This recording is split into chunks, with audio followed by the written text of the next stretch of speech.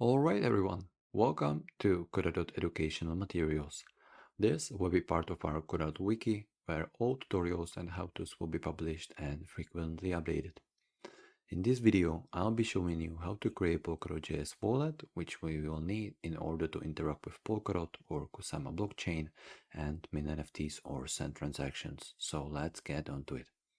In the first steps, we will need to find a downloader for polkadot.js wallet, and we can simply do it from KodaDot web page. We will click on login and we will have three options. We can either install wallet extension on Firefox, Chrome or desktop, and we will choose Chrome since we are on Chrome web browser. This will take us to Chrome Web Store where we can click on Add to Chrome and add extension. Right now, this extension is installed, and for quicker access, we can pin it. So it's right here in the right upper corner. All right. So to create a wallet, you simply click on the polkadot.js extension, and we have some announcement from polkadot.js. They say that they don't send any clicks, page views, or events to a central server.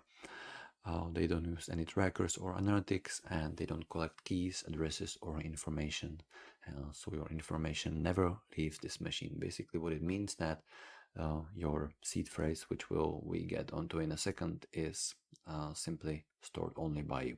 So we understood, and let me continue. Now we can see that we are on this add account page, and we will simply click on the plus. So it will take us to a create an account pop-up. Simply said, every cryptocurrency wallet is encrypted by a seed phrase which consists of 12 or 24 words. I recommend to back up the seed phrase on multiple places, but overall recommendation is not to store it online, as it is your only way to get to your wallet. So if you lose this device, you would probably lose this wallet or just these 12 words. Basically, these 12 words work as a backup, so if something happens, you just use them.